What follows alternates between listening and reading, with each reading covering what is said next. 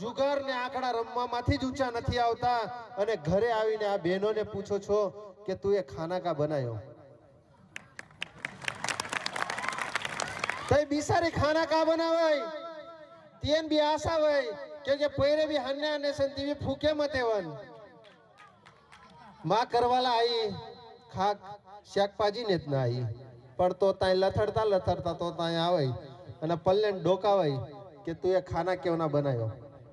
પણ તઈ બિસારી કા બનાવાય હા તમે પાર્ટી તમે મોજ શોખ કરામથી ના ઊંસા આવતા હા પછી તે બિચારી શું બનાવે ઘરે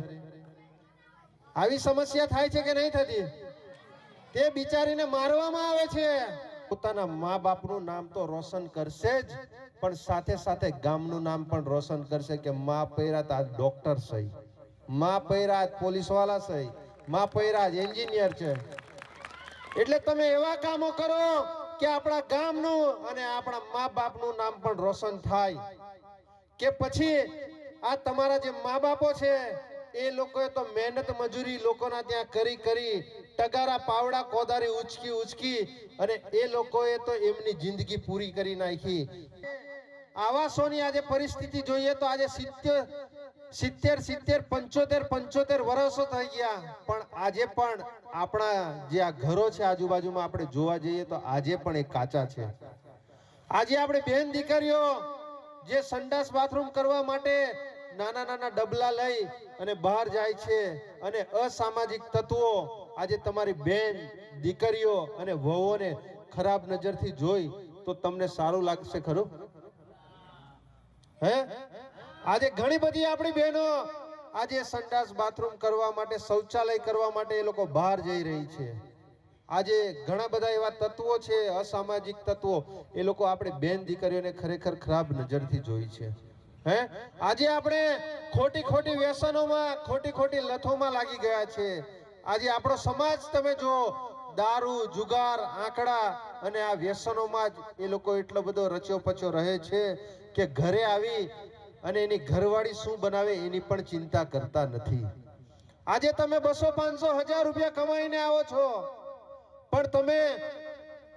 પાર્ટીઓ કરવામાંથી જ ઊંચા નથી આવતા તમે લોકો જુગાર ને આંકડા રમવામાંથી જ ઊંચા નથી આવતા અને ઘરે આવીને આ બહેનોને પૂછો છો કે તું એ ખાના કા બનાયો તઈ બિસારી ખાના કા બનાવાય તેન બી આશા હોય કે પૈરે બી હન્યા ને સંતીવી ફૂકે મતેવન માં કરવાલા આઈ ખાક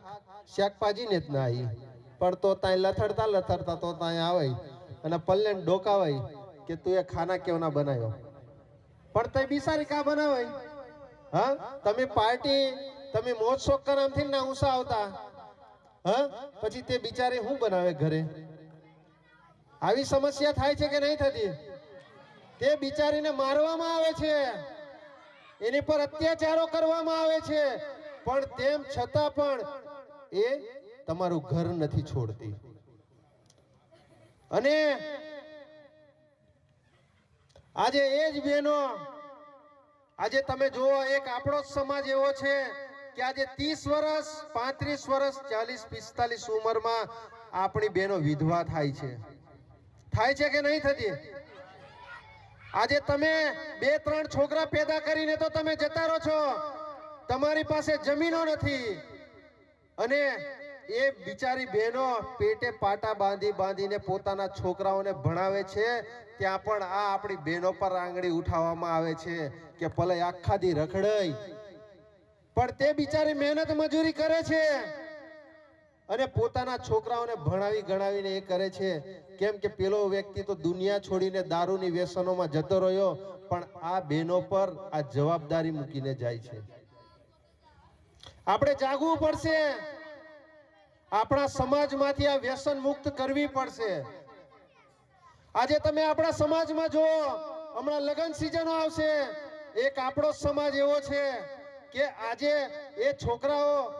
અને આ મા બાપોની એટલી પરિસ્થિતિ એટલી ખરાબ હોય છે પણ પોતાના છોકરાઓના સપનાઓ પૂરા કરવા માટે એ લોકો આપણે ખેતરો પણ ગીરવે મૂકી અને R15 1.5 લાખ રૂપિયાની ગાડીઓ લઈ આપે છે કે નથી લઈ આપતા અને આ જ R15 ગાડી લઈ લઈને આ આપણા જવાનિયાઓ એ પેન્ટના ઠેકાણા નથી હોતા, એટલે અદ્ધર પેન્ટો ફેરે છે, ગાડીમાં 50-100 રૂપિયાનું પેટ્રોલ પુરાવે છે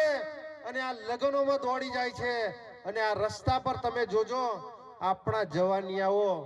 25-30 વર્ષની ઉંમરમાં જ એ લોકો એક્સિડન્ટો થઈને મરી જાય છે.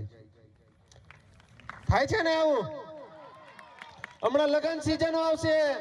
આ લગ્ન સિઝનોમાં મા બાપ પાસે એટલા પૈસા નથી હોતા,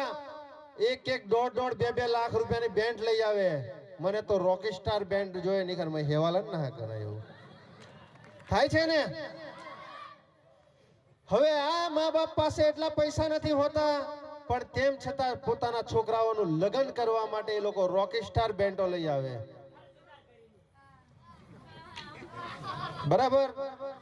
એટલે મારે આ યુવાનોને આ જાહેર મંચ પરથી કહેવું છે કે તમારા જે પણ કંઈક સપનાઓ છે, જે પણ કંઈક તમારી ડિમાન્ડો છે, તમે એટલા પોતે કેપેબલ બનો કે તમારે R15 ગાડી લેવી છે, તમારે લગ્ન કરાવવું છે, તમારે જે કરવું હોય તે તમે પોતે જાત પર કરો. તમારા મા બાપે તમને મહેનત મજૂરી કરી, એ મા બાપ પોતે ભૂખ્યા રહ્યા છે અને આ મા બાપે તમને તમારી જે સ્કૂલોમાં, જે કોલેજોમાં જે પૈસા, જે ફી ભરવાની હોય છે, બરાબર, આ જે તમારી માતાઓ જે અહીંયા ગાડી બેઠી છે ને, કમાઈ પૈસા ના રહેતા પણ એ બિસાર્યા સન કરી હતાડી પૈસા રાખે ને, અને તઈ પૈસા માં પૈરી પણી જાય, માં પૈરા પણા જાય, એમ કરીને એ બિચારી પેલા જે હંતાડેલા પૈસા હોય છે એ પણ તમને લોકોને આપે છે, અને તમે લોકો રાજપીપળા અને સિટીઓમાં જઈને તમે લોકો પાર્ટીઓ કરો છો. આ જે અમારી માતા બહેનો છે, એ માતા બહેનો અને આ અમારા વડીલો છે, એ લોકોના દરેક મા બાપના સપનાઓ હોય છે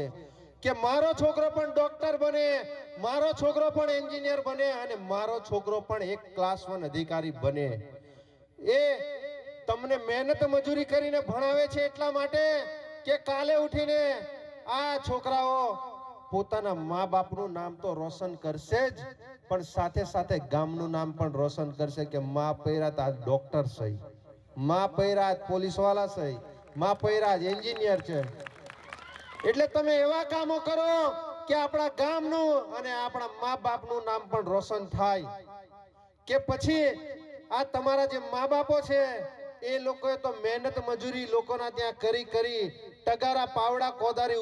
ઉચકી અને એ લોકોએ તો એમની જિંદગી પૂરી કરી નાખી. પણ શું તમારે પણ આજ ટગારા, આજ કોદાડીને, આજ પાવડા લઈને લોકોના ઘરે મજૂરી કરવા જવું છે? જવું છે તમારે? જો અમે તો અહીંયા ગાડી ભાષણબાજી કરવા આવ્યા, અમે તો અહીંથી જતા રહીશું, અમને કોઈ ફરક નહીં પડે. પણ આજે આપણા જ એક પરિવારમાંથી આવેલા ચૈતરભાઈ વસાવા, જેમણે આખા ગુજરાતમાં નહીં આખા દેશમાં નામ બનાવ્યું છે. આજે આપણે આપણા જે નાના મોટા પ્રશ્નો છે એ પ્રશ્નોનો અવાજ આપણે ઉઠાવતા શીખવું પડશે. આજે આપણા વિસ્તારમાં આજે રોડ રસ્તાની સમસ્યા છે. આજે હજારો કરોડો રૂપિયાના અહીંયા ગાડી નલ સે જલ યોજના લાવી દીધી છે. તમારા ઘરે ઘરે તો બધે નળો નાખી દીધા છે, પણ શું તમારા ઘરે એ નળમાં પાણી આવે છે ખરું? આવે પાણી? આજે તમને 5-5 લાખ રૂપિયાના આયુષ્યમાન કાર્ડ આપી દીધા છે. આજે તમને 5-5 લાખ રૂપિયાના આયુષ્યમાન કાર્ડ આપી દીધા છે, પણ એ 5-5 લાખ રૂપિયાના જે આયુષ્યમાન કાર્ડ છે એ નર્મદા જિલ્લાની કઈ હોસ્પિટલમાં ચાલે છે? કોઈ દવાખાનામાં ચાલે છે ખરા? તમને બધાને લોલીપોપ આપવામાં આવે છે, ચૂંટણીઓ આવે છે ત્યારે મોટા મોટા વાયદાઓ કરવામાં આવે છે. પણ મિત્રો આપણે જાગવું પડશે. નહીંતર આમાં ચૂંટણી આવીને વર્ષોથી ચૂંટણીઓ આવે છે, એ તાલુકા પંચાયતની હશે, જિલ્લા પંચાયતની હશે, ધારાસભ્યની હશે કે સાંસદ સભ્યોની હશે. આજે 5-5 વર્ષ થઈ જાય છે.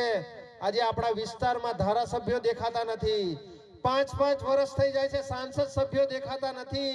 કે તાલુકા પંચાયત કે જિલ્લા પંચાયતનો ચૂંટાયેલો પ્રતિનિધિ દેખાતો નથી. એ કેમ નથી દેખાતો? કેમ કે એ ખામીઓ આપણી અંદર છે. આજે જ્યારે જ્યારે ચૂંટણીઓ આવે છે ને ત્યારે ત્યારે તમે પેલી 10 રૂપિયાની પોટલી આવે ને એ પોટલીમાં તમે વેચાઈ જાવ છો. એક ક્વાર્ટર એક બિયરમાં તમે વેચાઈ જાવ છો. 50 100 રૂપિયા 200 રૂપિયા તમને આપવામાં આવે છે કે ભાઈ આમાં મત આપજે, અને જો વધારે પૈસા આપે કે જો વધારે પીયાડાય ત્યાં આપી મત આપ દેજે. અને એનું પરિણામ આપણે 5-5 વર્ષ સુધી ભોગવવું પડે છે. અને જે આપણે બધા ભોગવી રહ્યા છે, હજુ પણ આપણે ભોગવવું છે. આપણે બધાએ આવનારા દિવસોમાં આપણા વિસ્તારના જે પણ કોઈ નાના મોટા પ્રશ્નો હશે એ તમામ પ્રશ્નો આપણે ઉઠાવવા પડશે. એ રોડ રસ્તા સારા નહીં બનતા હોય એના હોય, કે આપણા ગામમાં આવાસોના બનતી હોય એના હોય, સંડાસ બાથરૂમ હોય, કે જે પણ કોઈ આપણા જે આ વિસ્તારમાં જે પીએચસી સેન્ટરો છે ત્યાં ગાડી દવાખાનામાં જે ડોક્ટર હાજર ના રહેતો હોય, આપણી સ્કૂલોમાં આપણા બાળકોને ભોજન સારું ના આપતા હોય, આપણા જે શિક્ષકો છે અહીંયા ગાડી એ આપણા બાળકોને સારું ભણાવતા ના હોય, એના માટે આપણે તમામે આવનારા દિવસોમાં આપણે અહીંથી એક સંકલ્પ લેવો પડશે કે આપણા વિસ્તારમાં જે પણ કઈ નાના મોટા પ્રશ્નો છે એ આપણે આ ચૈતરભાઈ જેવી રીતે પ્રશ્નો ઉઠાવે છે એવી જ રીતે આપણે ચૈતરભાઈ